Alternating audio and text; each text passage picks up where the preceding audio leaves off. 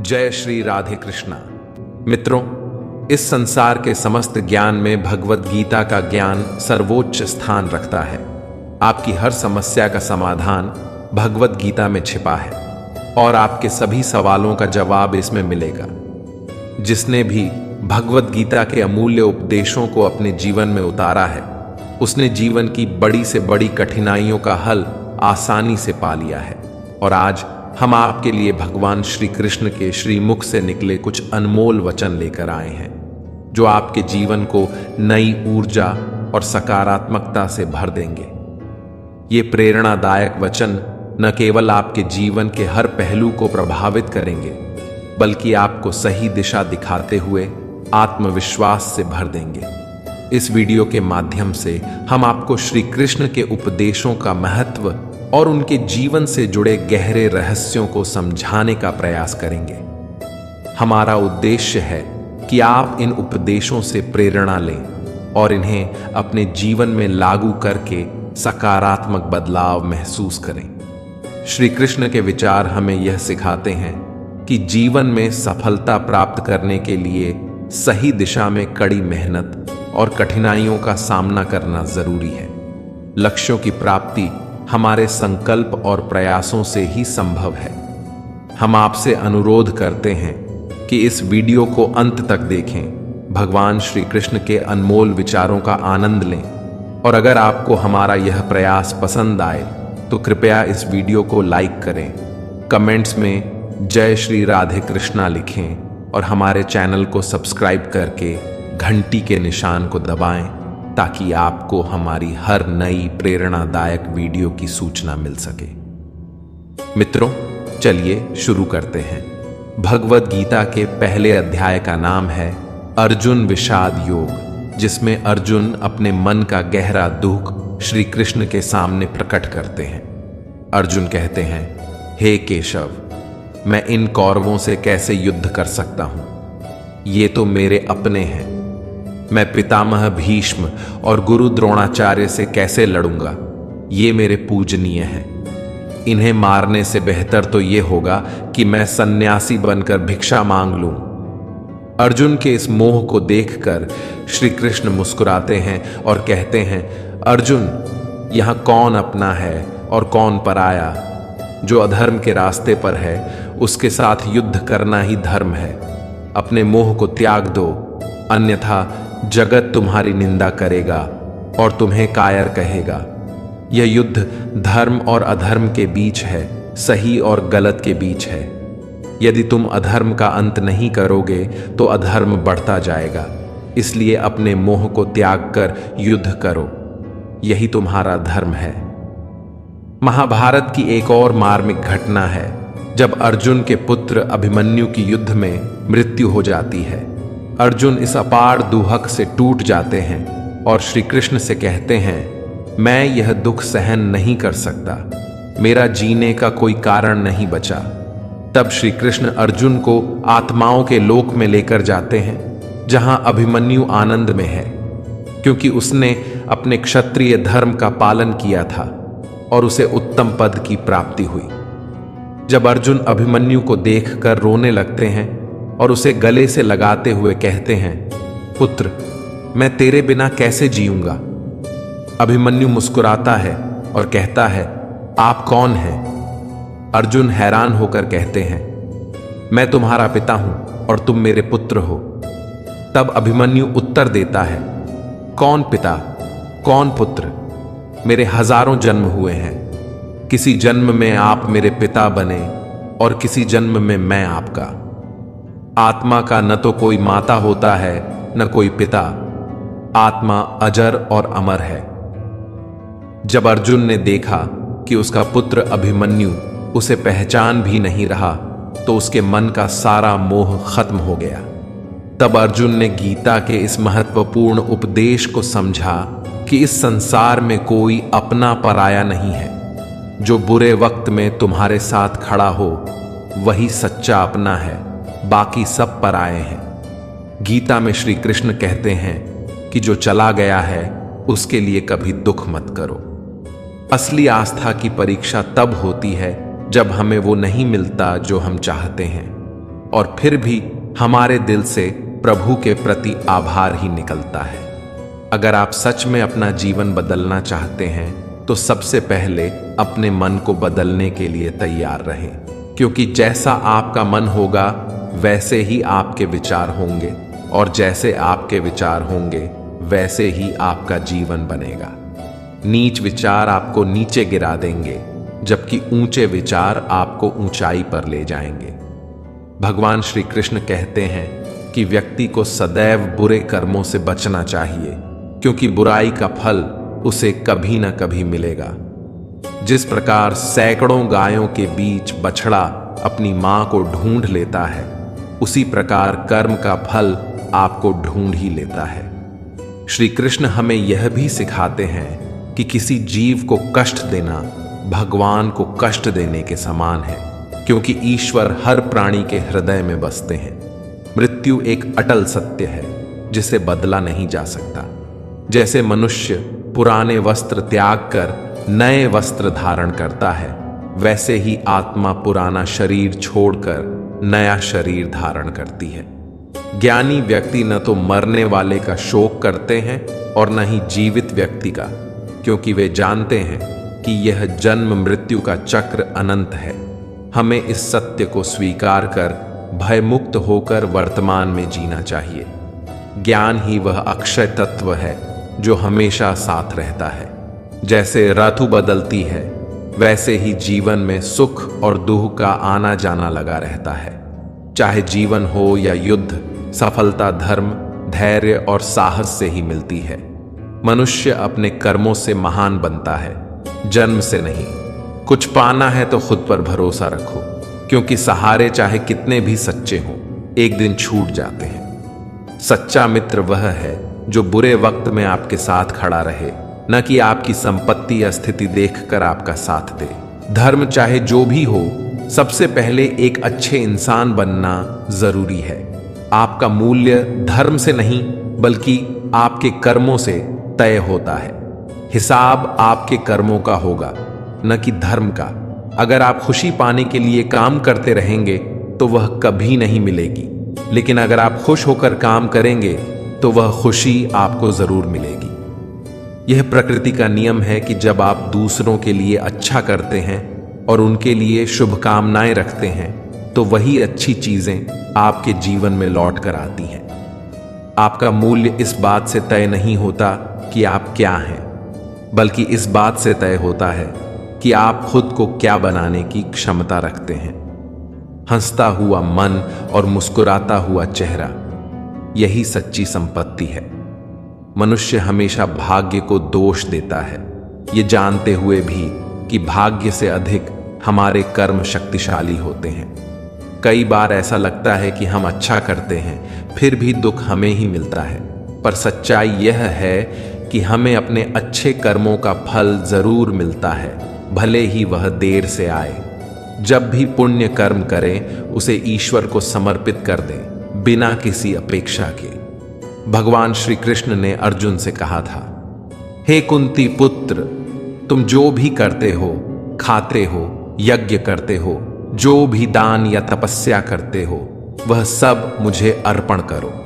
इसलिए जो भी कर्म करो उसे भगवान के चरणों में समर्पित करते हुए करो। जब हम अपने पुण्य कर्मों को ईश्वर को अर्पित कर देते हैं तो उसमें कोई अहंकार नहीं रहता। पाप यदि लोहे की जंजीर है तो पुण्य सोने की जंजीर है। बंधन दोनों में है। लोहे की जंजीर से छुटकारा पाने की इच्छा होती है, लेकिन सोने की जंजीर से बंधा व्यक्ति उसे अपना धन समझता है और छोड़ना नहीं चाहता। श्री कृष्ण गीता में कहते हैं कि पुण्य कर्म मुझे समर्पित कर दो ताकि तुम इसके बंधन से मुक्त हो सको। जहां तक पाप की बात है वह भोगना ही पड़ता है। रामचरितमानस में निषाद राज गुह को राम जी की भक्ति मिली जो उनके लिए सर्वोत्तम थी। जब भगवान राम गंगा पार कराने पर केवट को उतराई देने लगे तो केवट ने विनम्रता से उसे ठुकरा दिया। उसने कोई भौतिक पुरस्कार नहीं लिया, लेकिन क्या वह खाली हाथ लौटा? नहीं, भगवान राम ने उसे भक्ति का वरदान देकर उसे धन्य कर दिया। भक्ति वह अनमोल रत्न है जो किसी भी प्रयास से प्राप्त नहीं होती। यह केवल भगवान की कृपा से प्राप्त होती है। यहां तक कि स्वयं महादेव भी रामचरितमानस में भक्ति की ही याचना करते हैं और कहते हैं, बार बार मैं यही वर मांगता हूं कि मुझे श्रीरंग के चरणों की अनुपम भक्ति मिले और सदा सत्संग का आनंद मिलता रहे। भक्ति एक ऐसी अनमोल निधि है जो केवल उन्हीं को प्राप्त होती है जिन पर परमात्मा प्रसन्न होते हैं। यह किसी साधारण उपलब्धि की तरह नहीं है जिसे मेहनत से पाया जा सके। भक्ति वह वरदान है जिसे भगवान अपनी कृपा से देते हैं। ठीक वैसे ही जैसे दर्पण की काबिलियत टूटने के बाद भी नहीं बदलती, चाहे वह 2 टुकड़ों में विभाजित हो या 1000, उसकी असलियत वही रहती है। इसी तरह हमें भी अपने असली बर्ताव को परिस्थितियों के अनुसार नहीं बदलना चाहिए। चाहे जीवन में कैसी भी कठिनाइयां आएं, हमें अपने मूल स्वभाव पर अडिग रहना चाहिए। जब परिस्थिति आपके नियंत्रण में न हो तो मन की स्थिति बदलने का प्रयास करें। शायद सभी चीजें आपके अनुरूप न हो, लेकिन आप बहुत कुछ पा सकते हैं। एक पेड़ के नीचे रखी भगवान की टूटी मूर्ति यह सिखाती है कि चाहे हालात कितने भी बुरे क्यों ना हो, हमें खुद को कभी टूटने नहीं देना चाहिए। क्योंकि अगर यह दुनिया भगवान की टूटी मूर्ति को घर से बाहर कर सकती है, तो फिर हमारी तो क्या औकात। इसीलिए परिस्थितियां कैसी भी हों, अपने आप को संभाल कर रखिए। जीवन की चुनौतियां अक्सर पानी की तरह होती हैं। उसे जबरदस्ती पकड़ने की कोशिश करेंगे तो वह फिसल जाएगा, लेकिन अगर उसे अपनी दिशा में बहने देंगे तो वह अपना रास्ता खुद बना लेगा। यही बात हमारे जीवन पर भी लागू होती है। जब जीवन की परिस्थितियां आपके समझ से बाहर हों, तो उन्हें भावनाओं से परे हटकर शांत, निष्पक्ष और तटस्थ दृष्टि से देखिए। समय के साथ जीवन अपनी दिशा स्वयं खोज लेगा। अक्सर कठिन समय में ही हमें अपने मन को शांत करने की सबसे ज्यादा जरूरत होती है। उस समय बाहरी माहौल भले ही आपके खिलाफ हो, लेकिन अगर आपका मन शांत और स्थिर रहेगा तो आप परिस्थितियों का सामना आसानी से कर पाएंगे।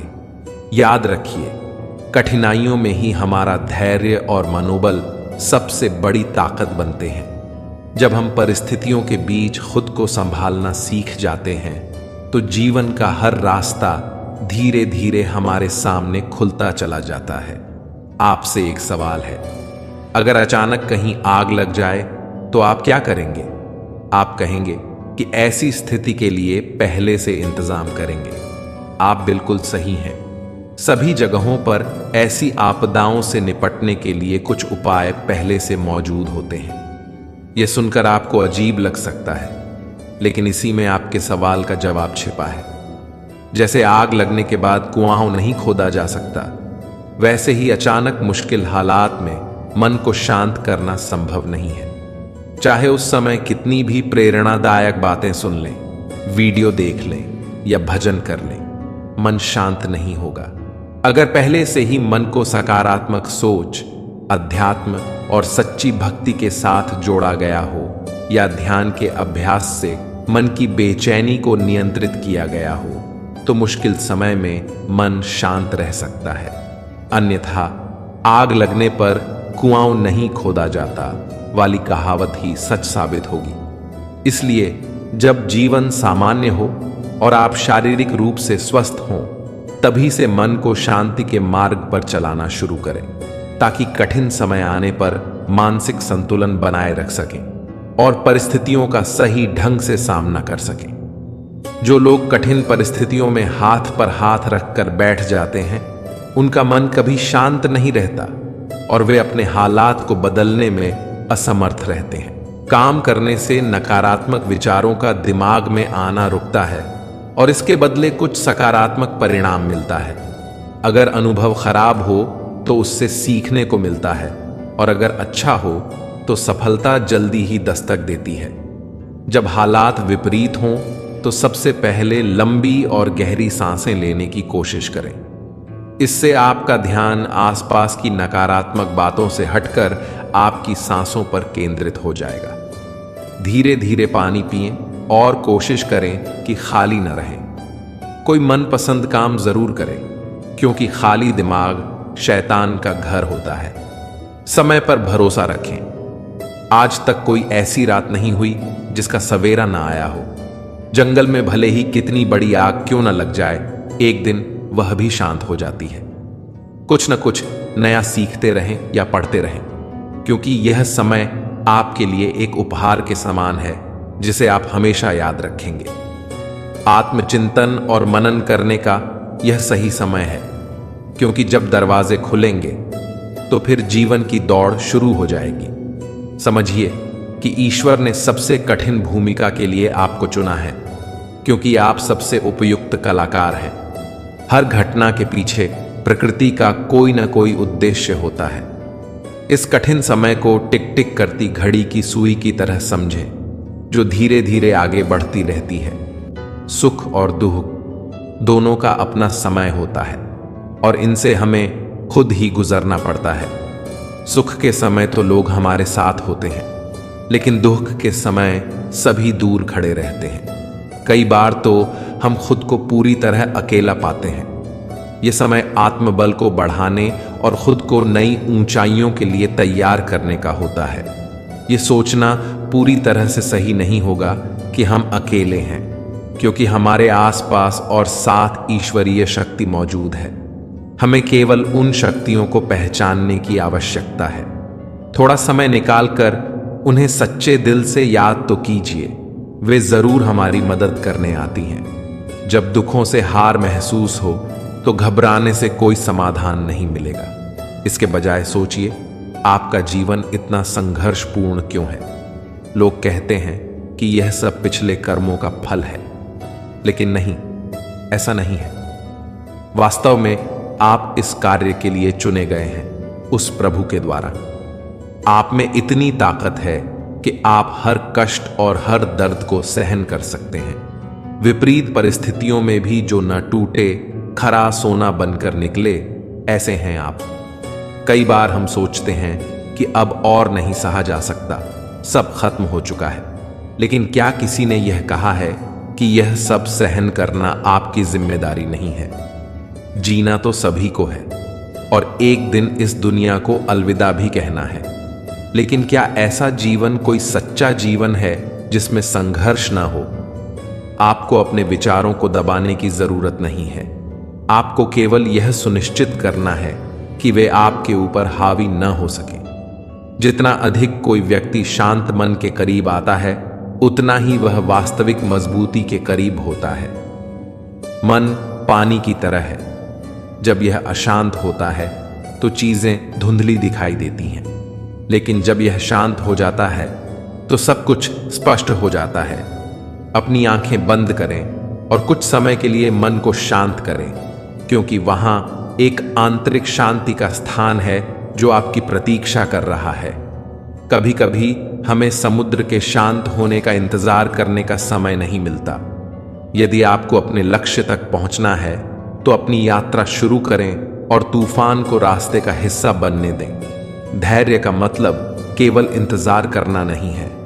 धैर्य का असली अर्थ है कि चाहे कुछ भी हो, आप शांत रहें, लगातार प्रयास करते रहें और यह विश्वास रखें कि जब आप धैर्यपूर्वक इंतजार कर रहे हों तो अंततः सब कुछ सही दिशा में ही जाएगा।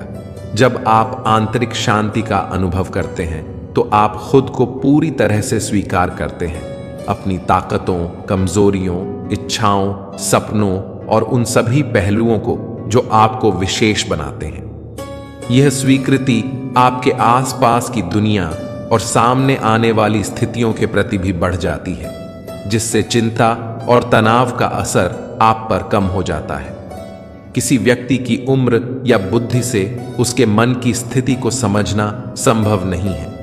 मन की गहराइयों को केवल प्यार और सहानुभूति से ही जाना जा सकता है। यदि आप सकारात्मक रहना चाहते हैं तो अपना समय उन लोगों के साथ बिताएं जो आपको खुश रखते हैं या जो आपको प्रेरित करते हैं। हारने के बाद भी खेल दोबारा खेला जा सकता है, लेकिन जो मन से हार गया वह कभी जीत नहीं सकता। सफलता की राह बाहर कहीं नहीं होती, वह आपके भीतर होती है। यदि आपने अपने मन को जीतने के लिए तैयार कर लिया है तो कोई भी बाहरी शक्ति आपको हरा नहीं सकती। आप जीवन की यात्रा में अकेले नहीं होते। जब आप कठिनाइयों से जूझ रहे होते हैं तो कुछ लोग ऐसे होते हैं जो आपके साथ खड़े रहते हैं, जबकि कुछ केवल यह देखते हैं कि आप कैसे चीजों से निपट रहे हैं। किसी भी स्थिति में आपको खुद पर नियंत्रण बनाए रखना चाहिए और सभी के साथ अच्छे संबंध स्थापित करने का प्रयास करना चाहिए। शांत और निर्मल मन के साथ किसी भी चुनौती का सामना करना आपके लिए आसान हो जाएगा। यदि आपका मन शांत है तो यकीन मानिए आप इस दुनिया में किसी भी लक्ष्य को प्राप्त कर सकते हैं, क्योंकि शांत मन से आप अपने कर्मों को सही ढंग से निभा सकते हैं और इससे आश्चर्यजनक परिणाम हासिल होंगे। दुनिया हमेशा उन लोगों के सामने झुकती है जो उसे चमत्कृत कर देते हैं। कोई किसी के दुख का असली कारण नहीं होता। यह हमारे अपने कर्म हैं जिनकी वजह से हमें दुख झेलना पड़ता है। आज हर कोई सुखी होना चाहता है, लेकिन जो कर्म वह कर रहा है उनमें सुख का बीज नहीं है तो परिणाम कैसे मिलेगा? कर्म ही सबसे महत्वपूर्ण है। जो जैसा करेगा वैसा फल पाएगा। हमारे द्वारा किए गए कार्य व्यर्थ नहीं जाते, देर सवेर उनका फल अवश्य मिलता है। विज्ञान भी कहता है कि हर क्रिया की प्रतिक्रिया होती है। जैसे आग में हाथ डालने पर वह तुरंत जल जाता है, वैसे ही अच्छे या बुरे कर्म का परिणाम भी समय के साथ जरूर सामने आता है। एक बीज अगर आज बोया गया है तो उसमें फल आने में भले ही सालों लगे, लेकिन वह फल आएगा, यह निश्चित है। शुभ कर्म का परिणाम भी शुभ होता है और अशुभ का अशुभ। आज जो हम हैं वह हमारे पिछले कर्मों का परिणाम है, जिसे प्रारब्ध कहा जाता है। लेकिन प्रारब्ध के बाद पुरुषार्थ भी उतना ही महत्वपूर्ण है। हम जो कुछ भी बनना चाहते हैं या जिस क्षेत्र में आगे बढ़ना चाहते हैं उसमें हमारे पुरुषार्थ की महत्वपूर्ण भूमिका होती है और साथ ही ईश्वरीय कृपा का भी महत्व है। ईश्वर हमें अनुकूल या प्रतिकूल परिस्थितियां देता है, लेकिन उन परिस्थितियों का सामना अपनी बुद्धि और सामर्थ्य के बल पर हमें ही करना पड़ता है। दैवीय शक्तियां उन लोगों की मदद करती हैं जो मेहनती और समर्पित होते हैं, न कि आलसी और निष्क्रिय लोगों की। गीता में भगवान कृष्ण ने कहा है, योगक्षेमम वहाम्यहम्। इसका अर्थ है कि जो भगवान पर पूर्ण रूप से आश्रित होकर श्रद्धा और विश्वास के साथ उनके निकट आते हैं, उनकी सारी जिम्मेदारियों का वहन वे स्वयं करते हैं। जीवन की सभी आवश्यकताएं भगवान द्वारा प्रदान की जाती हैं, लेकिन आलसी और कामचोर लोग उन्हें प्राप्त नहीं कर सकते। ईश्वर ने मनुष्य को असीमित शक्ति, बुद्धि और पुरुषार्थ दिया है, जिनके बल पर कोई भी लक्ष्य हासिल किया जा सकता है। भय और अनियंत्रित वासनाएं ही सभी दुखों की जड़ हैं। अक्सर मनुष्य जीवन भर मैं और मेरा, तू और तेरा के झंझट में उलझा रहता है और इसी जाल में फंसकर कई अनैतिक कर्म करने लगता है। वह भविष्य की चिंता में अपना वर्तमान भी खराब कर लेता है और सच्चे मार्ग को छोड़कर केवल भौतिक सुख की ओर आकर्षित हो जाता है, जिससे अंततः केवल दुख ही प्राप्त होता है। जो लोग इस मार्ग पर चलते हैं वे जीवन की सच्चाई और मृत्यु को नकारते हुए भविष्य के लिए नैतिक अनैतिक तरीकों से संग्रह करने में लगे रहते हैं। मोह और स्वार्थ से ऊपर उठे बिना सच्चे सुख की कल्पना नहीं की जा सकती। सच्चा सुख तो त्याग की राह पर चलकर ही पाया जा सकता है। हमारा सनातन धर्म भौतिक सुख को बुरा नहीं मानता, पर यह तभी सही है जब इसका आधार धर्म हो। धर्म का आचरण करने से मनुष्य छल, कपट और ईर्ष्या जैसे अनैतिक कर्मों में लिप्त नहीं होता और वह मेहनत से जो कमाता है उसे ईश्वर की इच्छा मानकर संतुष्ट रहता है। संतोष से ही परम सुख की प्राप्ति होती है। क्रोध, लोभ और मोह सभी दुख का कारण बनते हैं। इनसे बचना आवश्यक है, अन्यथा सुख और शांति हमसे दूर हो जाएंगी। त्याग और परोपकार से बड़ा कोई सुख नहीं है। इसे अपने आचरण में लाने का प्रयास करना चाहिए। कभी किसी अंधे को सड़क पार कराकर, किसी प्यासे को पानी पिलाकर या लोगों से मधुर व्यवहार करके देखिए। इसमें आपका कोई खर्च नहीं होगा, लेकिन जो सुख और संतोष मिलेगा वह अतुलनीय होगा। विश्वास करना सीखिए। ये समझिए कि पूरी सृष्टि का रचनाकार परमेश्वर है और हम सभी उसकी संतान हैं। विश्वास को तर्कों से नहीं मापा जा सकता, इसलिए सभी में, चाहे वह इंसान हो, पशु पक्षी हो या पेड़ पौधे, ईश्वर का वास मानते हुए घृणा को छोड़कर प्रेम को अपनाना चाहिए। यही सतत सुख और शांति की ओर जाने का मार्ग है। घर परिवार में छोटे मोटे मनमुटाव होते रहते हैं, लेकिन जब ये मनमुटाव कलह का रूप ले लेते हैं तो यह दुखदाई हो सकता है। इसका मुख्य कारण यह है कि हम बेवजह की बातों को अहमियत देते हैं, लेकिन अपने कर्तव्यों की उपेक्षा कर देते हैं। यदि हम अपने कर्तव्यों को पूरी ईमानदारी से निभाते हुए दूसरों की बातों को भी समझने की कोशिश करें, तो अक्सर यह पता चलेगा कि ज्यादातर मनमुटाव बेमतलब और आधारहीन होते हैं। यदि हम अपने अहम को छोड़कर कारणों पर ध्यान दें, तो मनमुटाव का प्रश्न ही नहीं उठेगा। सेवा लेने के बजाय सेवा देने का भाव हमें कई गुना अधिक खुशी प्रदान करेगा। प्रेम और मधुर व्यवहार से न केवल मनुष्य बल्कि पशु पक्षी भी हमारे अपने बन जाते हैं। जीवन का मार्ग सरल नहीं है, यह उतार चढ़ाव और कांटों से भरा है। यह कोई फूलों की सेज नहीं है जिसे आराम से पार कर लिया जाए। हमें इसी उतार चढ़ाव भरे जीवन में यह सोचना है कि कैसे खुद को आगे बढ़ाना है। परिस्थितियां कभी हमें हंसाएंगी तो कभी रुलाएंगी, लेकिन हमें अपने संतुलन को बनाए रखना है। हर स्थिति और चुनौती का सामना करते हुए आगे बढ़ते जाना है। भगवान कृष्ण ने गीता में भी यही उपदेश दिया है कि विपरीत परिस्थितियों में भी संतुलन बनाए रखना और जीवन के मार्ग पर आगे बढ़ना कितना महत्वपूर्ण है। पहली बात यही है कि अपने नियमों में दृढ़ रहें, अनुशासन का पालन करें और छोटी छोटी बातों में उलझकर अपना समय व्यर्थ न करें। समझें कि जीवन बहुत कीमती है। जो समय बीत गया वह वापस नहीं आ सकता, इसलिए व्यर्थ की बातों में अपनी शक्ति और समय नष्ट न करें। अपने जीवन का एक स्पष्ट लक्ष्य निर्धारित करें, क्योंकि बिना लक्ष्य के जीवन का कोई अर्थ नहीं होता। जब आपके पास कोई लक्ष्य होता है तो आपके पास दिशा भी होती है और कुछ करने का उत्साह भी। वैर, ईर्ष्या और क्रोध, ये सब दुर्गुण आपकी प्रगति में बाधा डालते हैं। इनसे दूर रहना चाहिए। यदि आप किसी के प्रति वैर भाव या बदला लेने की भावना रखते हैं, तो आप अपनी ऊर्जा को स्वयं ही नष्ट कर रहे होते हैं। हमें इन दुर्गुणों को अपने भीतर से निकालना है और सद्गुणों को अपनाना है, क्योंकि बुरी आदतें हमारे जीवन में किराएदार की तरह आती हैं और फिर मालिक बनकर बैठ जाती हैं, जो दुख और अशांति का कारण बनती है।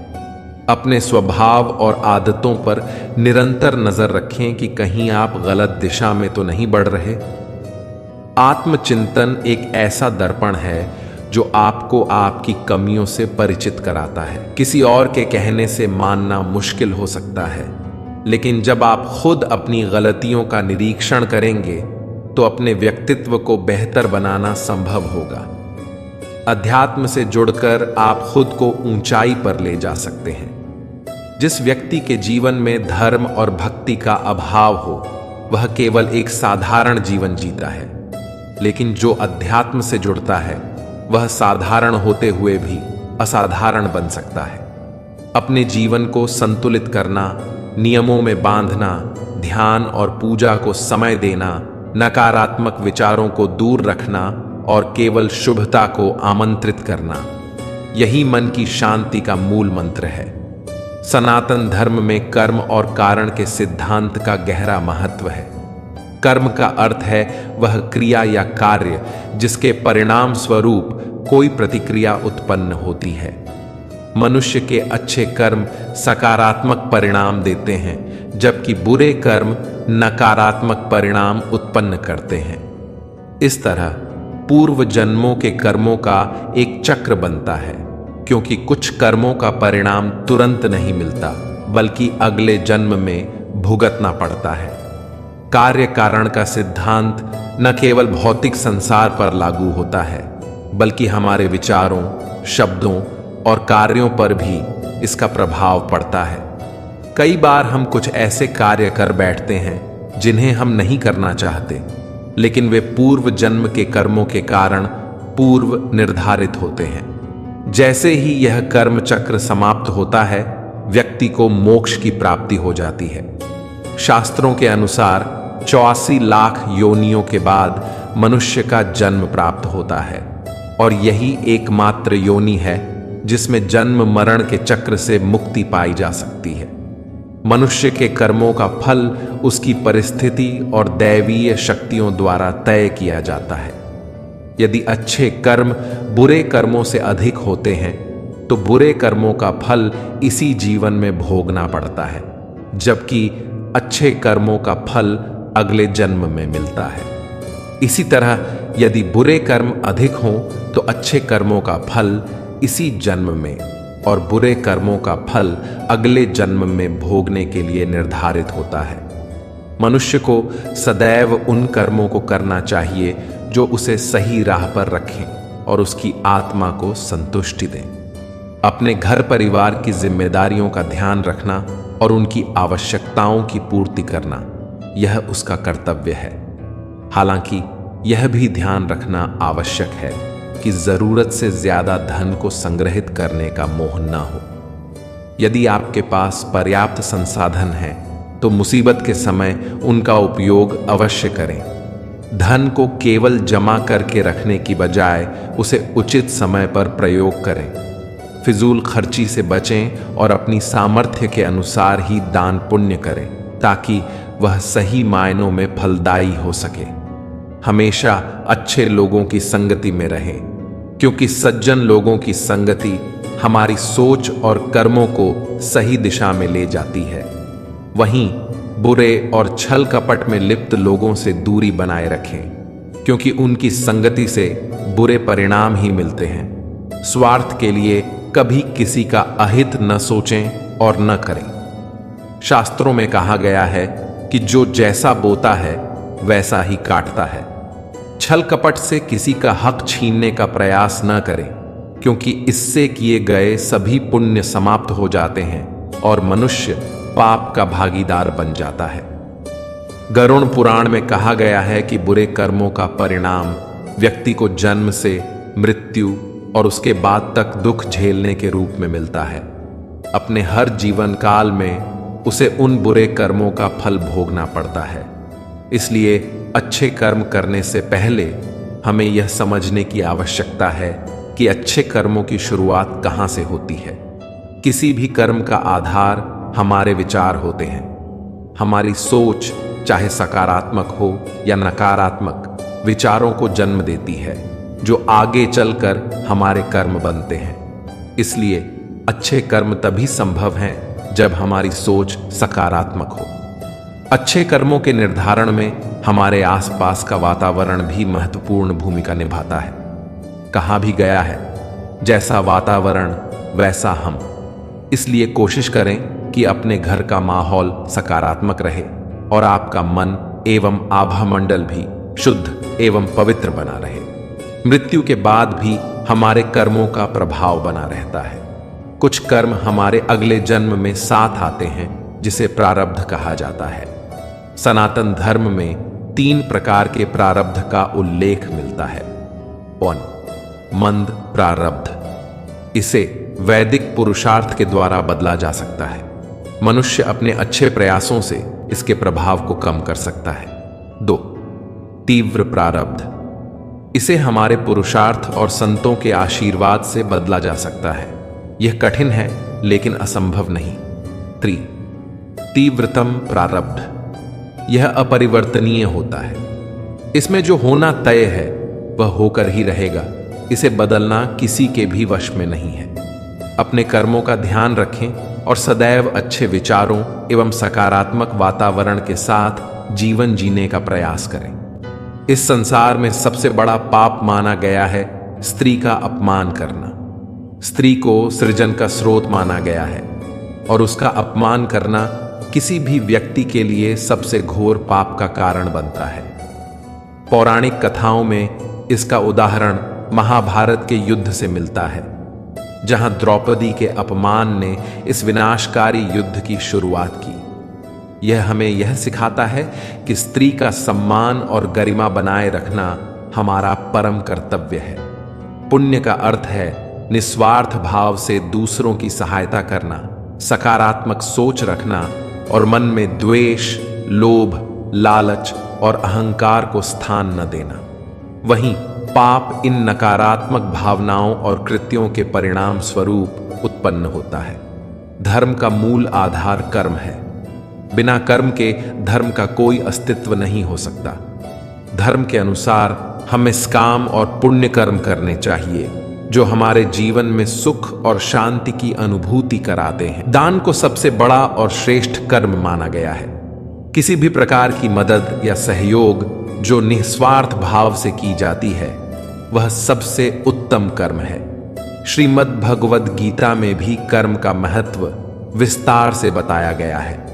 गीता के अनुसार जो कर्म निष्काम भाव से बिना किसी फल की अपेक्षा किए ईश्वर के लिए किए जाते हैं वे जीवन के बंधनों से मुक्त कराते हैं और मोक्ष की प्राप्ति में सहायक होते हैं। सच्चा कर्म योग वही है जिसमें कर्म फल की इच्छा और आसक्ति से मुक्त होकर ईश्वर को समर्पित भाव से कर्म किया जाता है।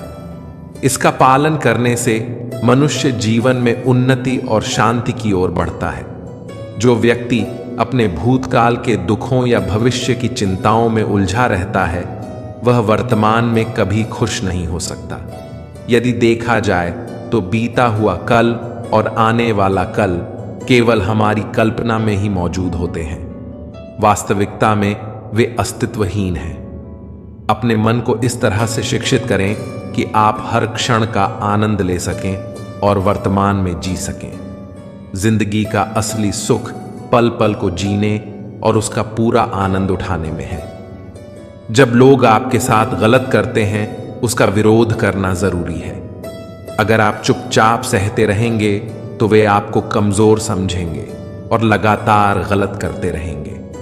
जब अर्जुन ने भगवान श्री कृष्ण से कहा, जिनसे मुझे युद्ध करना है वे मेरे अपने भाई और गुरुजन हैं, मेरे अंदर उनसे लड़ने का साहस नहीं है, तब श्री कृष्ण ने अर्जुन को जागृत किया। उन्होंने समझाया कि जिनको तुम अपना मानते हो वे अधर्म का साथ दे रहे हैं। अगर तुम उनसे नहीं लड़ोगे तो समाज में पाप और बढ़ेगा। जब कोई गलत करता है और उसका विरोध नहीं होता तो वह और अधिक गलत करने लगता है। यह कलयुग है और अगर आप खुश रहना चाहते हैं तो अपनी रक्षा खुद करनी होगी। रिश्ते हमें दुख नहीं देते पर उनके प्रति हमारा मोह दुख का कारण बनता है। इसलिए मोह छोड़ो और प्रेम का रास्ता अपनाओ। मोह अपेक्षाओं से भरा होता है जबकि प्रेम सिर्फ देना जानता है। मोह से कमजोरी आती है लेकिन प्रेम आपको ताकत देता है। मोह हमें बांधता है जबकि प्रेम स्वतंत्रता देता है। भगवत गीता हमें सिखाती है कि अच्छे कर्म करने चाहिए क्योंकि परमात्मा की व्यवस्था में इंसाफ जरूर होता है। आपके अच्छे कर्म आपको बुरे समय में बचाते हैं और गलत कर्मों का परिणाम भी जरूर मिलता है। श्री कृष्ण ने अर्जुन को यही संदेश दिया कि क्षत्रिय होने के नाते उसका कर्तव्य अधर्म का नाश और धर्म की रक्षा करना है। हर इंसान का कर्तव्य अलग होता है। हमें वह नहीं करना चाहिए जो सब कर रहे हैं, बल्कि वह करना चाहिए जो हमारे लिए सही है। भीड़ का अनुसरण करने से आप खो जाते हैं, लेकिन जब आप अपनी क्षमता के अनुसार सही काम करते हैं तो आप भीड़ में अलग नजर आते हैं। हमेशा यह विश्वास रखें कि जो चीज आपकी है वह किसी न किसी तरह से आपके पास जरूर पहुंचेगी, और जो चीजें आपको नहीं मिली उनके लिए पछतावा करना या दुखी होना छोड़ दें। मनुष्य का काम प्रयास करना है, लेकिन उसके प्रयासों का परिणाम उसके हाथ में नहीं है। जीवन में चाहे आप किसी की मदद करें या ना करें, लेकिन इतना जरूर याद रखें कि आपकी वजह से किसी का दिल न दुखे। अगर हम किसी का दिल दुखाएंगे तो देर सबेर उसका दर्द हमें भी जरूर महसूस होगा। जब हम किसी और का दिल दुखाते हैं तब शायद हमें एहसास नहीं होता, लेकिन जब हमारा दिल दुखता है तब हमें इसका महत्व समझ में आता है। भगवद गीता सिखाती है कि जो भी होता है वह अच्छे के लिए होता है। जो हो रहा है उसमें भी भलाई छिपी होती है, और जो होगा उसमें भी अच्छा ही होगा। यह विश्वास बनाए रखें। अक्सर ऐसा होता है कि कुछ कठिन हालात से गुजरते वक्त हमें लगता है मेरे साथ ही ऐसा क्यों हुआ, लेकिन समय बीतने के साथ समझ में आता है कि वही चीज हमें बेहतर मुकाम तक पहुंचाती है। जीवन में किसी भी चीज की अति नहीं होनी चाहिए, न ज्यादा लगाव न ज्यादा द्वेष। बहुत आराम इंसान को आलसी बना सकता है और ज्यादा खाना बीमार कर सकता है। भूख और थकान से बचना जरूरी है, लेकिन इनका संतुलन बनाए रखना भी उतना ही जरूरी है। पूरी नींद, संतुलित भोजन और पर्याप्त आराम हर इंसान के लिए जरूरी है। चाहे आपके पास कितनी भी शक्ति क्यों ना हो, लेकिन जब सत्य और ईश्वर आपके साथ होते हैं तो कोई भी ताकत आपको हरा नहीं सकती। अर्जुन का धर्म युद्ध इसका स्पष्ट उदाहरण है। भगवान श्री कृष्ण उनके साथ थे और उनकी जीत सुनिश्चित थी। मनुष्य को हमेशा धर्म के मार्ग पर चलना चाहिए। अर्जुन महाभारत के युद्ध में भाग लेने से कतराता था, क्योंकि सामने उसके अपने पिता समान भीष्म पितामह और गुरु द्रोणाचार्य थे। उसके मन में सवाल था कि वह कैसे अपने पूजनीय गुरुओं और रिश्तेदारों से युद्ध कर सकता है। लेकिन श्री कृष्ण ने उसे इस बात का ज्ञान दिया कि यह युद्ध केवल रिश्तों का नहीं बल्कि धर्म और अधर्म का है। उन्होंने अर्जुन को समझाया कि इस युद्ध में सवाल अधिकारों का है। द्रौपदी का अपमान और पांडवों के साथ किया गया अन्याय एक ऐसा अधर्म था जिसे सहन करना पाप के समान है। जिस तरह हमें गलत काम नहीं करना चाहिए, वैसे ही गलत को सहना भी उतना ही बड़ा पाप है, चाहे वो कोई अपना ही क्यों ना हो। भगवद गीता के इन उपदेशों को जो व्यक्ति गहराई से समझेगा, वह जीवन की हर कठिनाई का सामना शांति और स्थिरता से कर सकेगा। गीता का ज्ञान व्यक्ति को मुश्किल समय में सही मार्ग दिखाता है।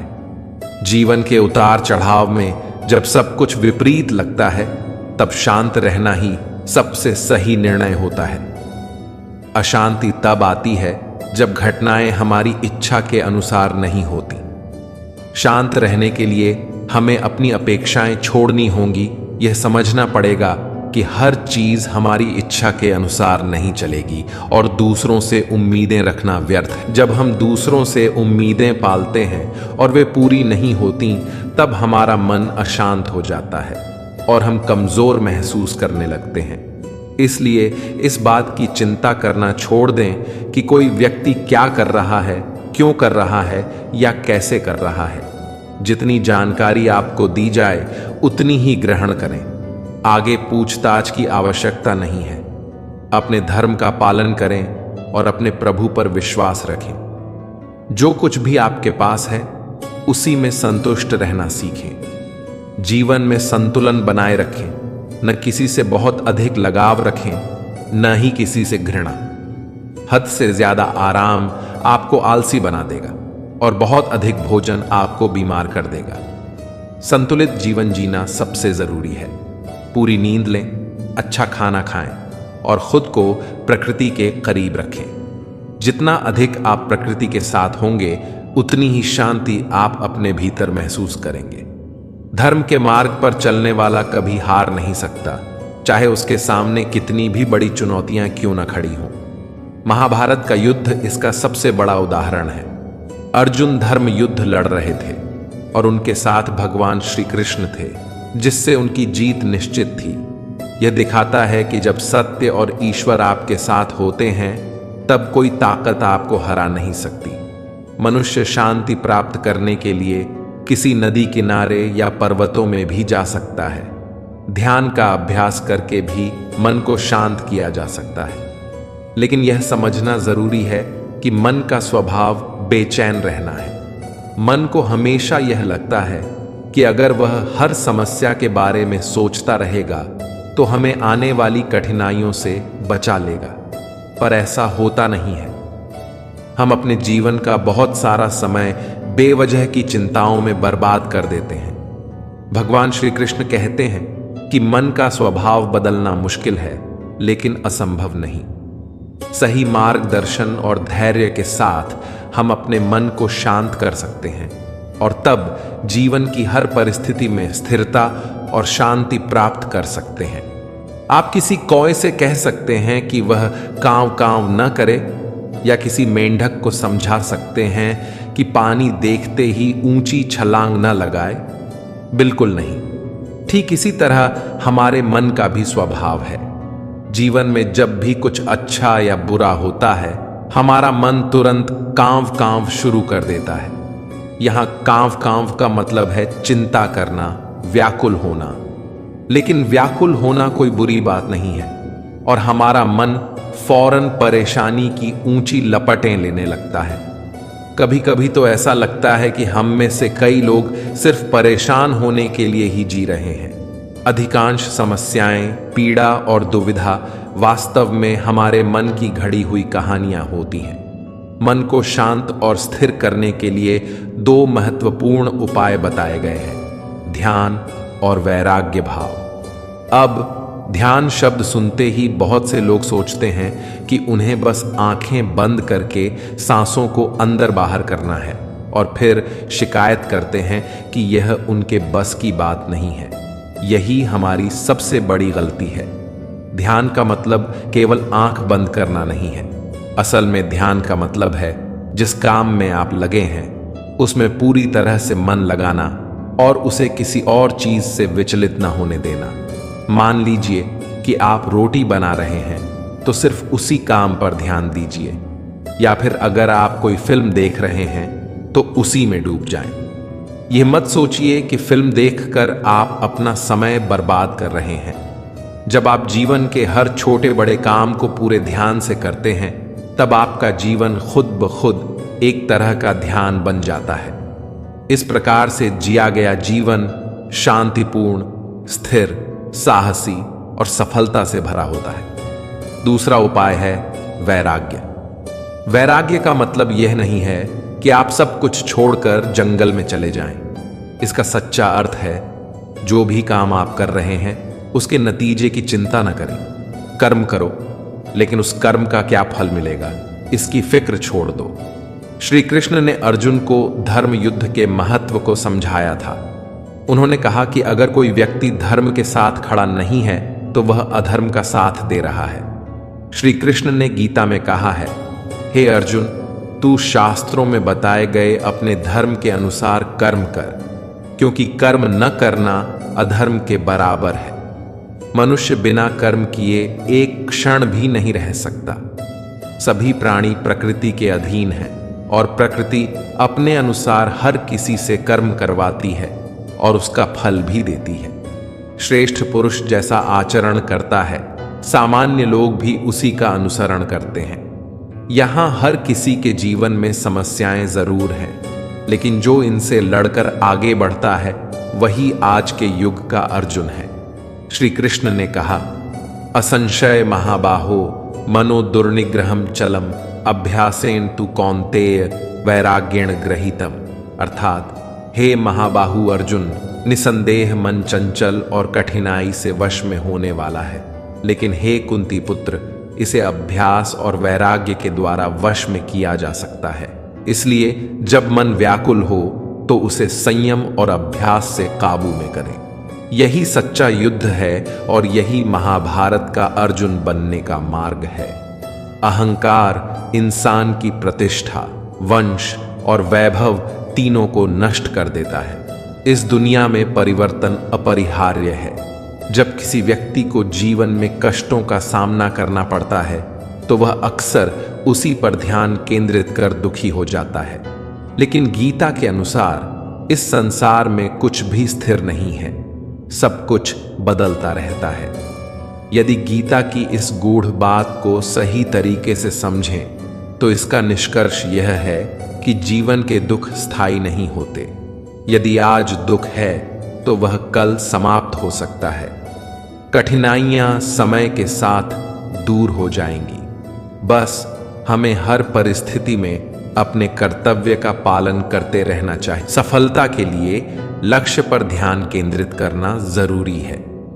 गीता के उपदेश के अनुसार जीवन में सफलता प्राप्त करने के लिए हमारे लक्ष्य पर पूरी तरह से ध्यान केंद्रित करना चाहिए। कई लोग जीवन में लक्ष्य तय तो कर लेते हैं, लेकिन थोड़ी सी असफलता मिलने पर उसे बदल देते हैं।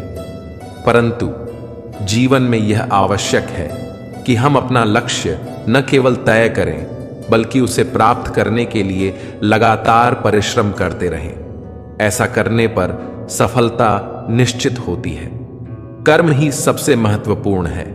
जब हम किसी काम की योजना बनाते हैं तो अक्सर उसके परिणाम की चिंता करने लगते हैं।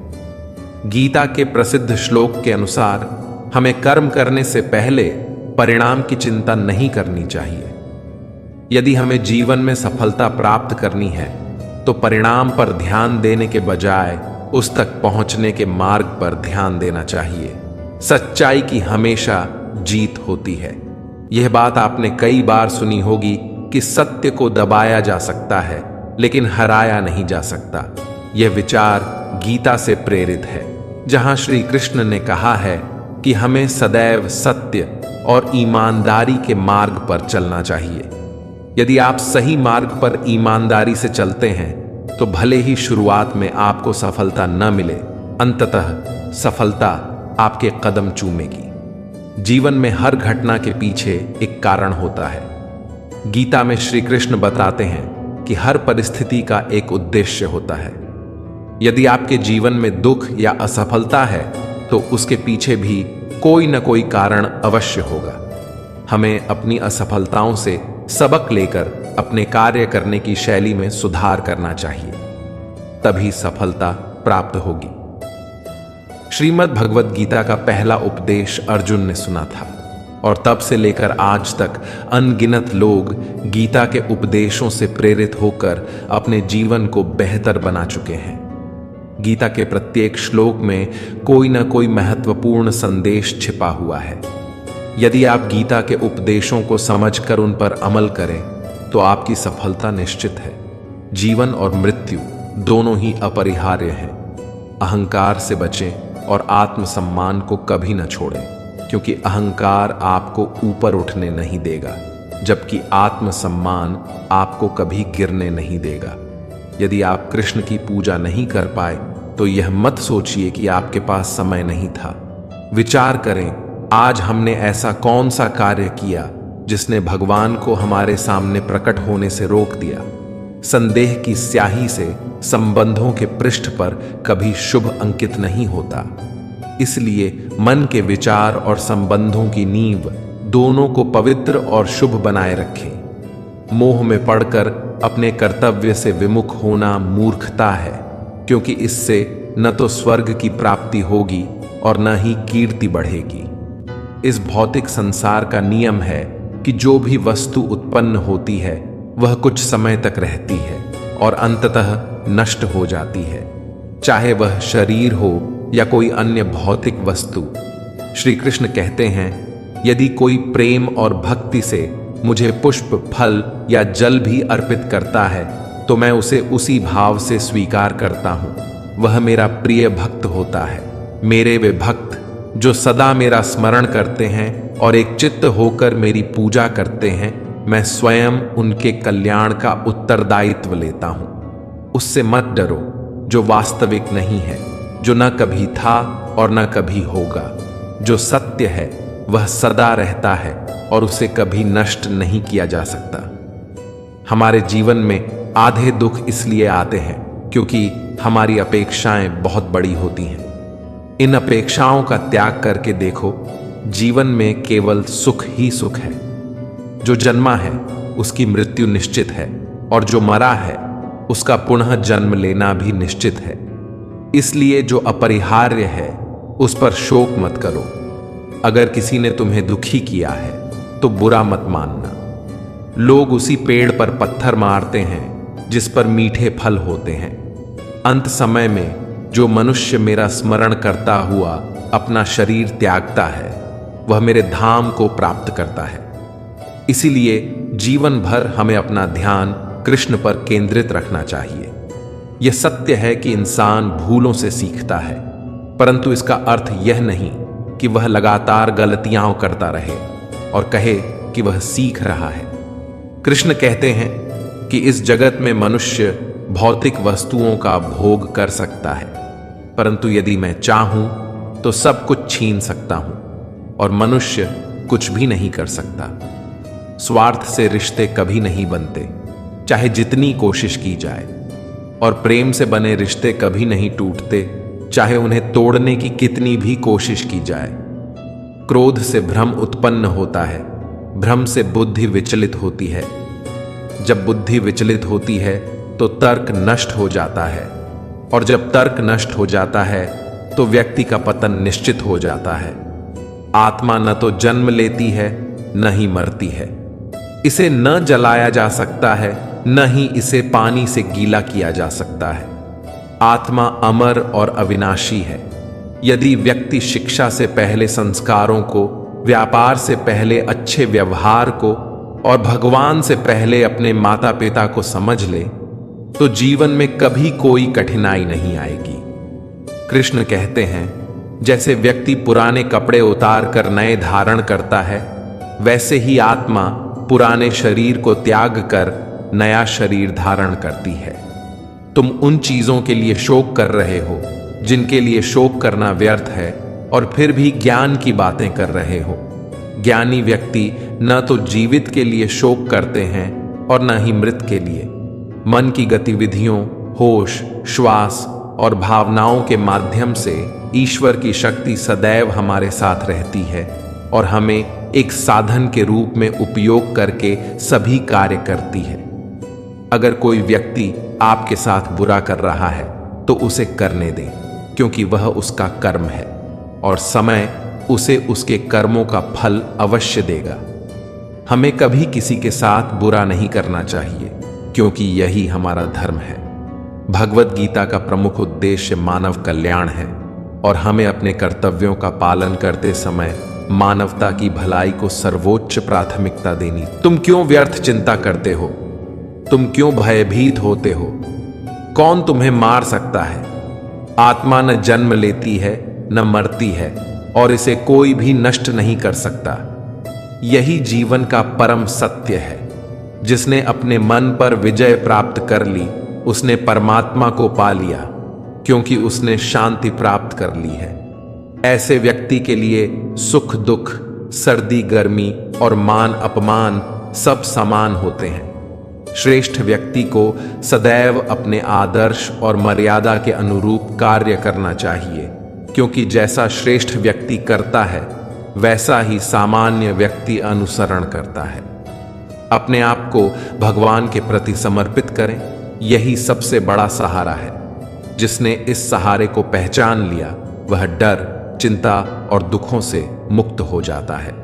मनुष्य को अपने कर्मों के परिणाम, विजय या पराजय, लाभ या हानि, प्रसन्नता या दुख के बारे में सोचकर चिंता नहीं करनी चाहिए।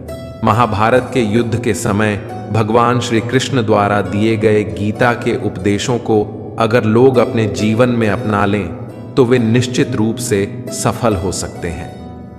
गीता के ये उपदेश एक सफल और संतुलित जीवन के निर्माण में महत्वपूर्ण भूमिका निभाते हैं। मित्रों, यदि इस वीडियो से आपने कुछ भी सीखा है तो कृपया कमेंट में जय श्री राधे कृष्णा अवश्य लिखें और अपने विचार भी साझा करें। साथ ही वीडियो को लाइक करें, चैनल को सब्सक्राइब करें और बेल नोटिफिकेशन आइकन को ऑल पर सेट कर लें ताकि आपको हमारे सभी नए वीडियोस की सूचना मिलती रहे। धन्यवाद। जय श्री राधे कृष्ण।